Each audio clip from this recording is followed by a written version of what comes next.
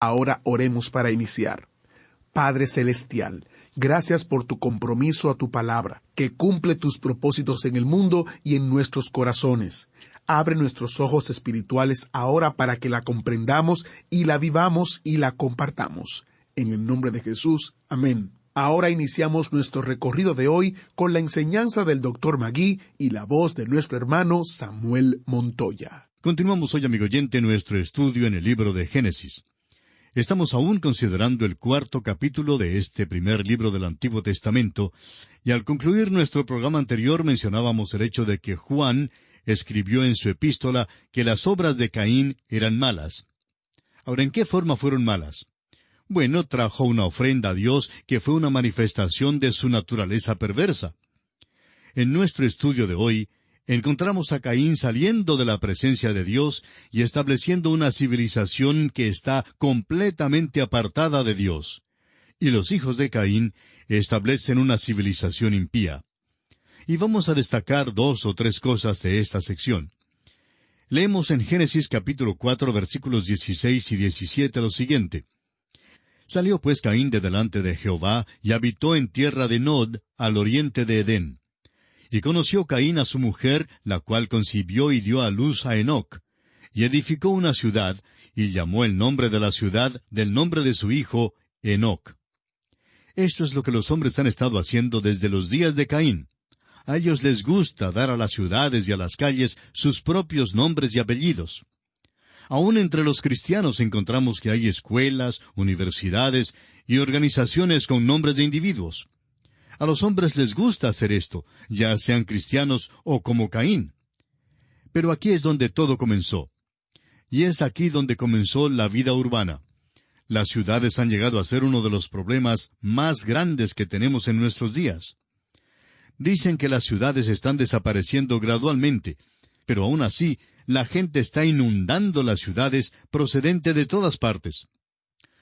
Ahora el versículo 19 de este capítulo 4 de Génesis nos dice, Y Lamec tomó para sí 2 mujeres, el nombre de la una fue Ada, y el nombre de la otra Sila.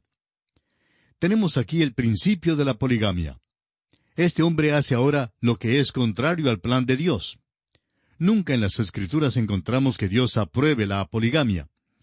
Si usted lee los relatos con cuidado, se dará cuenta que Dios condena la poligamia.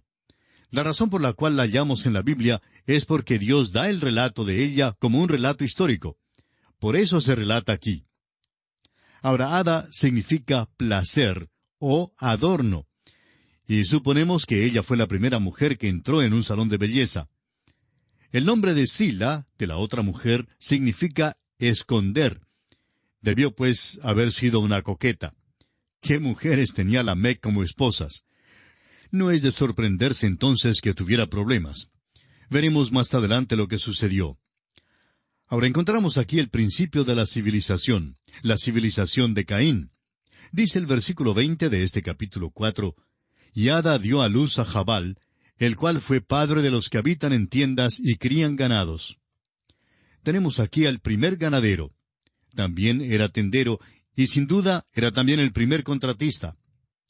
Luego el versículo 21 nos dice, Y el nombre de su hermano fue Jubal, el cual fue padre de todos los que tocan arpa y flauta. Notamos entonces aquí el principio de los músicos. Al escuchar algo de la música moderna de hoy, no dudamos que empezara con la civilización de Caín. El versículo 22 dice, Y Sila también dio a luz a Tubal Caín, artífice de toda obra de bronce y de hierro.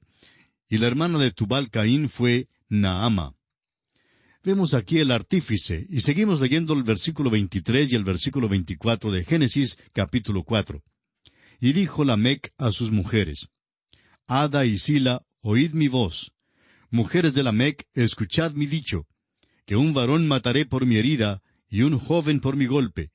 Si 7 veces será vengado Caín, Lamec en verdad 70 veces 7 lo será. Lamec está diciendo aquí que si Caín pudiera quedar absuelto, luego él también podría quedar absuelto. Caín no mató en defensa personal. Sin embargo, Lamec dice que lo hizo en defensa propia. No sabemos si lo hizo así o no.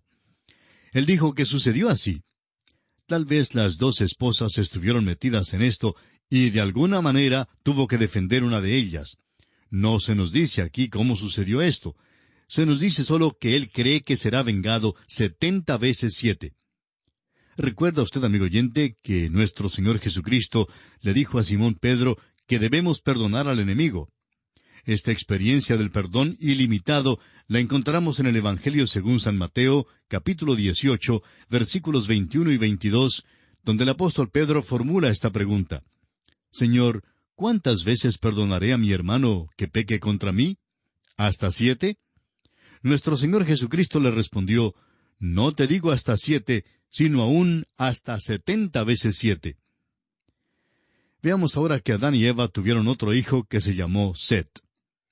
Los versículos 25 y 26, los finales de este capítulo 4 de Génesis, dicen: Y conoció de nuevo Adán a su mujer, la cual dio a luz un hijo, y llamó su nombre Set, porque Dios, dijo ella, me ha sustituido otro hijo en lugar de Abel, a quien mató Caín. Y a Set también le nació un hijo, y llamó su nombre Enós. Entonces los hombres comenzaron a invocar el nombre de Jehová.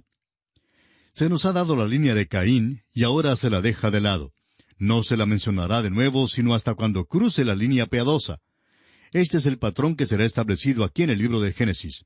Primero se da la línea impía, y se la deja de lado. Luego el libro continúa con la línea piadosa. Fijémonos aquí también que es en esta parte cuando los hombres comienzan a invocar el nombre de Jehová. Y así concluye la consideración del capítulo 4 del libro de Génesis, y entramos a considerar el capítulo 5. La primera sección del Génesis abarca los capítulos 1 hasta el 11. Esta es la sección acerca de los eventos mundiales.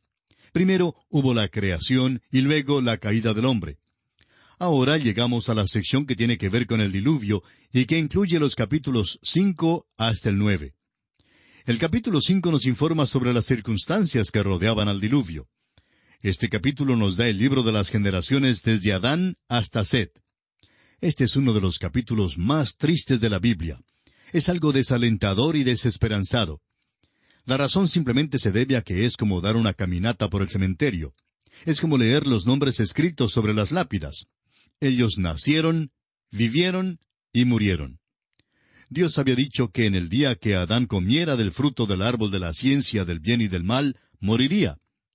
Y encontramos aquí que todos los que fueron hijos de Adán murieron. El apóstol Pablo, en su primera carta a los Corintios capítulo 15, versículo 22, dice que en Adán todos mueren. Ahora los versículos 1 y 2 de Génesis capítulo 5 dicen: Este es el libro de las generaciones de Adán. El día en que creó Dios al hombre, a semejanza de Dios lo hizo. Varón y hembra los creó. Y los bendijo, y llamó el nombre de ellos Adán, el día en que fueron creados. Dios llamó el nombre de ellos Adán. Eva es la otra mitad de él. Luego tenemos la expresión extraña, el libro de las generaciones de Adán. Veremos que el Nuevo Testamento principia con el libro de la genealogía de Jesucristo. Existen estos dos libros. Y esto nos hace recordar que ya hemos visto dos líneas, dos simientes, las cuales son contrarias la una a la otra. Va pues a existir una larga lucha. Existe la línea de Satanás y hay la línea aceptada de Jesucristo. Nos dicen estos versículos que la línea que vamos a seguir aquí es la línea de Adán que corre hasta la segunda epístola a Timoteo. El versículo 3 de Génesis 5 dice: Y vivió Adán 130 años, y engendró un hijo a su semejanza, conforme a su imagen, y llamó su nombre Set.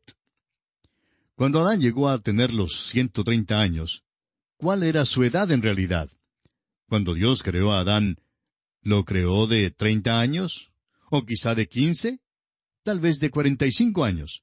Bueno, no lo sabemos, y cualquier cosa que dijéramos a este respecto sería pura especulación. Lo que sí sabemos es que lo creó ya un hombre adulto. Ahora, ¿cuál era en realidad su edad? Bueno, eso da la respuesta a muchas preguntas en cuanto a la edad de la Tierra. Alguien dice que algunas de nuestras rocas tienen billones de años. Es probable que no sepamos. Quizá cuando Dios lo creó ya de billones de años. Claro que bien pudo haberlo hecho. Pero lo que sí se dice aquí es que cuando Adán había estado aquí en la tierra por 130 años, le nació un hijo. Notemos que el hijo fue conforme a su imagen.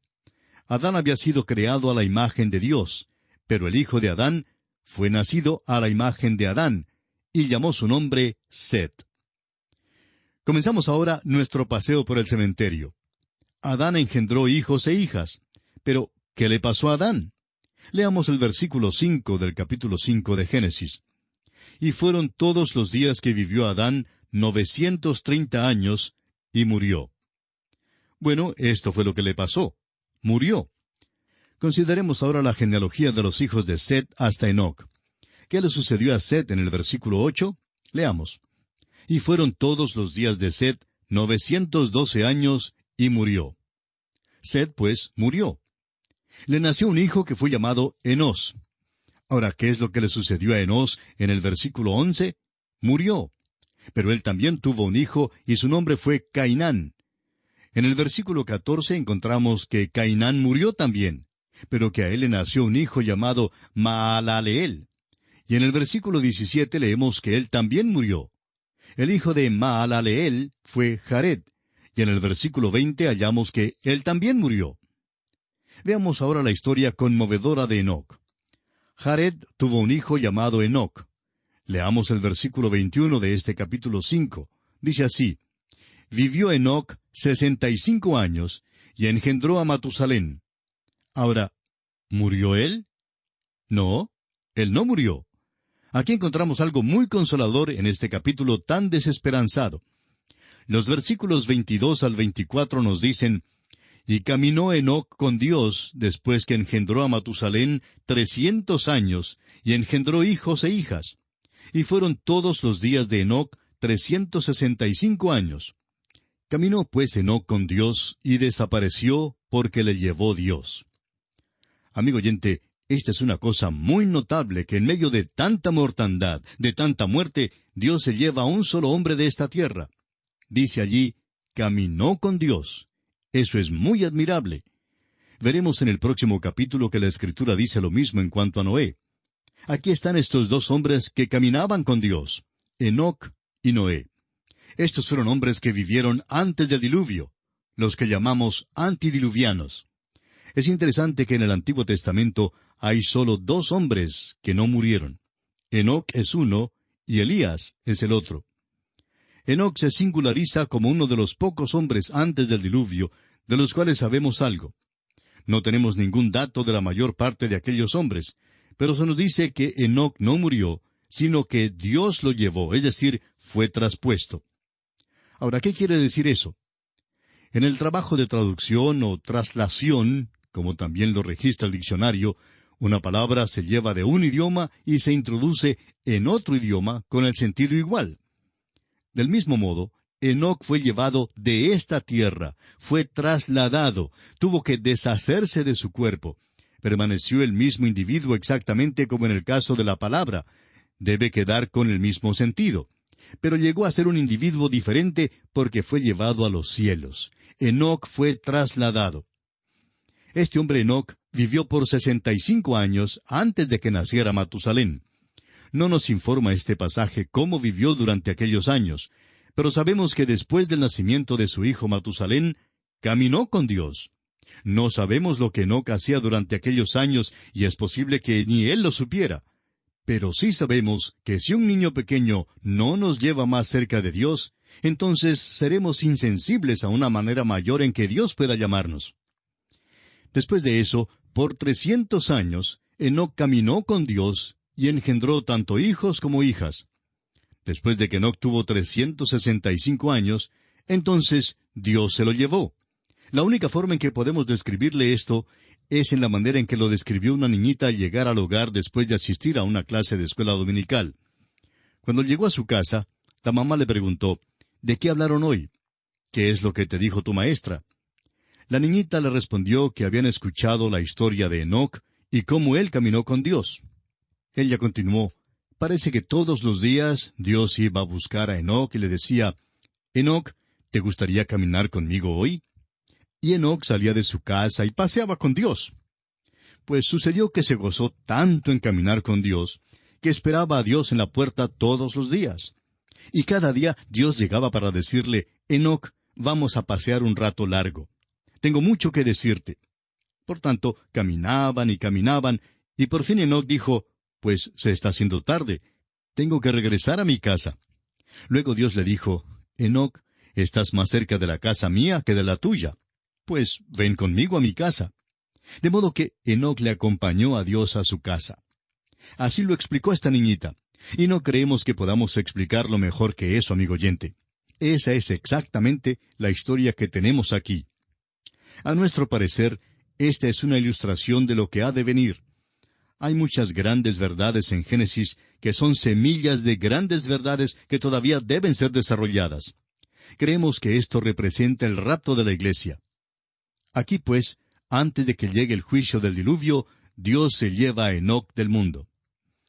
Veamos ahora la genealogía de Enoc hasta Noé. Continuamos ahora con el versículo 27, y vemos que Matusalén vivió 969 años. Vivió más tiempo que Adán. Francamente, estos dos hombres, Adán y Enoc, llenaron el vacío entre la creación y el diluvio. El hecho es que este hombre Matusalén pudo haberle contado a Noé toda la historia desde la creación del mundo, según esta genealogía. Opinamos que hay un vacío en la genealogía que se da aquí. Sabemos que en la primera parte del Nuevo Testamento se encuentra la genealogía del Señor Jesús, y que hay vacíos en esa genealogía también. Omite unos pocos nombres expresamente porque hay la intención de presentarlos en 3 secciones iguales. Omite unos, pero sigue con una exactitud completa. Por tanto, estamos seguros que esta genealogía aquí es exacta, pero que puede haber nombres que han sido omitidos. Si es así, eso explica por qué el hombre está en esta tierra por un tiempo mucho más largo del que podemos calcular sobre la base de las genealogías. Debemos incluir aquí algo de interés. Hay ocasiones cuando se llega a disputas como esta y no se encuentra la respuesta absoluta que se busca en las Escrituras. Un profesor en Biblia que enseñaba el libro de Apocalipsis en su programa radial dijo que no sabía quiénes eran los 2 testigos. Se quedó maravillado cuando recibió un gran número de cartas de muchas personas que le escribieron informándole quiénes eran los 2 testigos que se mencionan en el Apocalipsis. Pero dice él que después de leer esas cartas, todavía se quedó convencido de que no sabía quiénes eran esos testigos. Claro que él había estudiado muchas teorías en cuanto a esto antes. Pero la verdad es que es hasta perturbador el hecho de que algunas personas piensan estar tan seguras que saben algo, cuando en realidad no lo saben. La Escritura, amigo oyente, no es siempre explícita o clara en todos los puntos. Ahora, ¿por qué no lo es? Porque Dios no trata de aclararnos todos los puntos. Nos ha dado las Escrituras para revelarnos la historia redentora del género humano.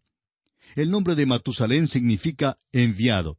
Es muy interesante que le haya sido dado un nombre que signifique esto.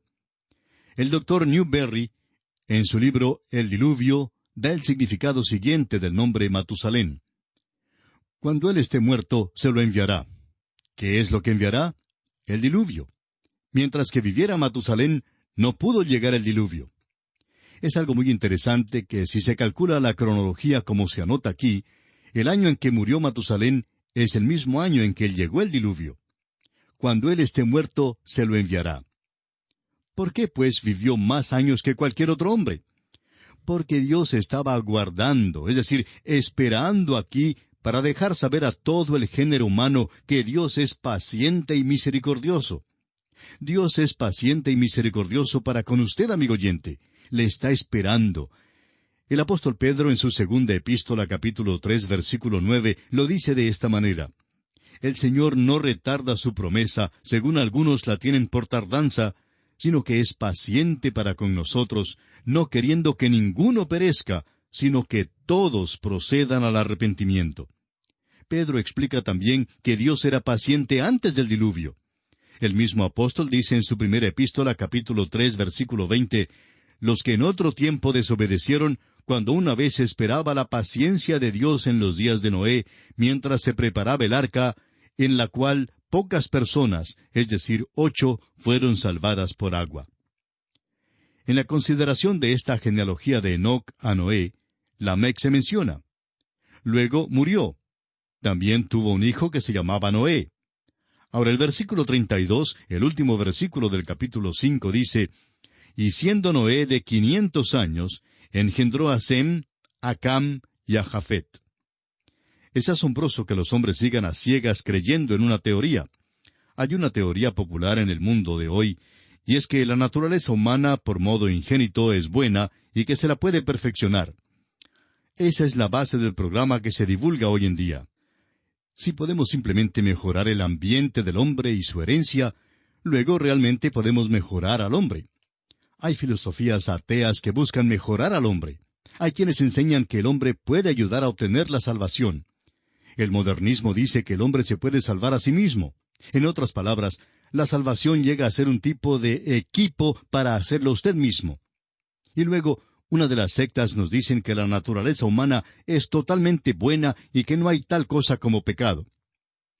Ahora, ¿qué dice Dios tocante al hombre? Dios dice que el hombre es totalmente depravado, totalmente malo. Esa es la condición de todos nosotros. El apóstol Pablo en su carta a los Romanos capítulo 3 versículo 10 lo declara de esta manera, como está escrito, «No hay justo ni aun uno». Esa es la consideración de la palabra de Dios. Amigo oyente, si usted acepta la palabra de Dios, tendrá una concepción más verídica de la vida de nuestros días que no puede conseguir a través de otras teorías. Vemos aquí al género humano y seguimos la genealogía de la línea divina. ¿A dónde nos conducirá?